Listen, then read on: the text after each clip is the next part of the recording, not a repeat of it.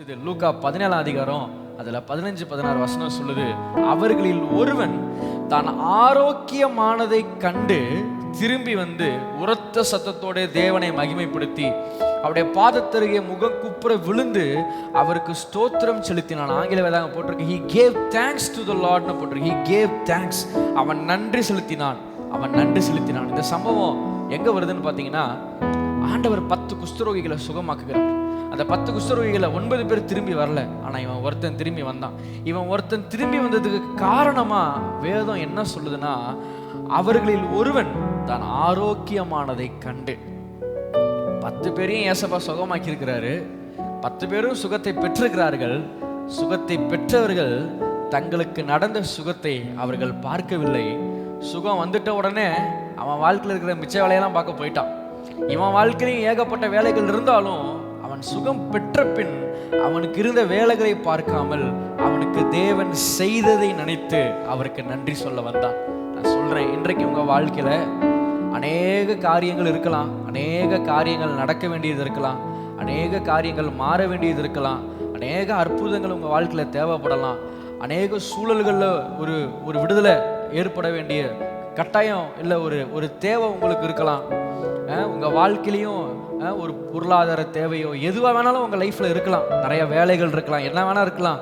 ஆனா இன்றைக்கு நான் உங்களை பார்த்து நான் சொல்றேன், எப்படி அந்த சுகம் பெற்ற 10 பேரில் ஒருவன் தனக்கு இருந்த வேலைகளை பார்க்காமல், தனக்கு இன்னும் இருக்கும் வேலைகளை அவன் பார்க்காமல், தனக்கு நடந்ததை கண்டு தேவனிடத்தில் வந்து அவரை மகிமைப்படுத்தினானோ.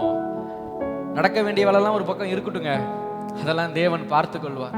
இதுவரை உங்க வாழ்க்கையில என்ன நன்மையை கர்த்தரை செஞ்சிருக்கிறாரோ, இப்ப கர்த்தர் உங்க வாழ்க்கையில உங்களை எப்படி நடத்தி இருக்கிறாரோ, இதுவரை உங்க வாழ்க்கையில தேவன் எந்தெந்த பொருளெல்லாம் விடுதலையை கொடுத்திருக்கிறாரோ அந்த பகுதிகளெல்லாம் நினைச்சு அப்பாவுக்கு நீங்க மகிமை செலுத்துவீர்களானால், அந்த பகுதியெல்லாம் நினைச்சு நீங்க அப்பாவுக்கு மகிமையை செலுத்துவீங்களானா, அந்த காரியங்களெல்லாம் நீங்க நினைச்சு இதுவரை இப்படி நடத்தி வந்தீரே உமக்கு ஸ்தோத்திரம், இதுவரை நீர் கொடுத்த சுகத்திற்காக ஸ்தோத்திரம், இதுவரை நீர் கொடுத்த விடுதலைக்காக ஸ்தோத்திரம், நாசியில சுவாசமுள்ள யாவரும் தேவனை துதிப்பார்களாக வசனம் சொல்லுது. ஆண்டவரே, என் வாழ்க்கையில நீங்க கிரியை செய்ய வேண்டிய பகுதி எவ்வளவோ காரியங்கள் இருந்தாலும், நீங்க மாற்ற வேண்டிய பகுதிகள் எவ்வளவோ என் வாழ்க்கையில இருந்தாலும், ஆண்டவரே என் வாழ்க்கையில அற்புதங்களை செய்ய வேண்டிய பகுதிகள் எவ்வளவோ என் வாழ்க்கையில இருந்தாலும், இப்ப என்ன சுவாசிக்க வச்சிருக்கிறீங்களே, இப்ப என்ன வாழ வச்சிருக்கிறீங்களே, இப்ப என்ன உங்களை துதிக்க வச்சிருக்கிறீங்களே, இப்ப என்ன உங்களை பாட வச்சிருக்கிறீங்களே, உமக்கு நன்றி ஆண்டவரே, உமக்கு நன்றி ஆண்டவரே. என்ன நடந்தது?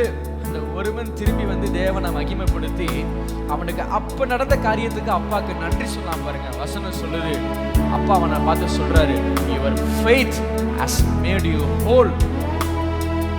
விசுவாசம் உன்னை ரட்சித்ததுன்னு தமிழ் வேதாகமா போட்டிருக்கு, ஆனா ஆங்கில வேதாகமா போட்டிருக்கு, your faith has made you whole. விசுவாசம் உன்னை முழுமையாக்கிற்று மகனே என்றார். அவனை பார்த்து சொல்றாரு, விசுவாசம் உன்னை முழுமையாக்கிற்று. அப்படின்னா என்ன? சுகத்தை பெற்றவர்கள் தங்களுக்கு இருக்கும் மிச்ச வேலைகளை பார்க்க போயிட்டாங்க. ஆனா சுகத்தை பெற்ற இவன் தனக்கு ஏகப்பட்ட வேலைகள் இருந்தாலும் சுகத்தை கொடுத்த ஆண்டவருக்கு நன்றி சொல்ல வந்தான் பாருங்க.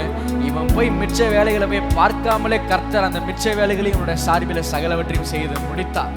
நீங்கள் செலுத்துகிற நன்றி, நீங்கள் கொடுக்கிற தேவனுக்கு நீங்கள் கொடுக்கிற மகிமை, உங்க வாழ்க்கையில இன்னும் எந்தெந்த பகுதிகளெல்லாம் வேலை முடியல, இன்னும் எந்தெந்த பகுதியெல்லாம் மாற்றங்கள் உண்டாகல, இன்னும் எந்தெந்த பகுதியெல்லாம் விடுதலைகள் ஏற்படல நீங்க நினைக்கிறீங்களோ, நீங்க இன்றைக்கு உங்க வாழ்க்கையில கிரியை செய்த தேவனுக்கு நீங்க நன்றி செலுத்துவீர்களானால், இன்றைக்கு உங்களை அதிசயமாய் நடத்தி வந்த தேவனுக்கு நீங்கள் துதியை கனத்தையும் மகிமையை செலுத்துவீர்களானால், உங்களுடைய வாழ்க்கையில உங்களுடைய சக்திக்கு மிஞ்சின காரியங்கள், உங்களுடைய புத்திக்கு எட்டாத காரியங்கள், உங்களுடைய வாழ்க்கையில பல நாட்களாய் தாமதமாய் மாறவில்லையே என்று நீங்கள் எதிர்பார்த்து இருக்கிற காரியங்கள் எல்லாம் கர்த்தருடைய வல்லமை செயல்படுவதையும் கர்த்தருடைய கிரியைகள் வெளிப்படுவதையும் நிச்சயமா நீங்க பார்த்தே தெரிவிங்க.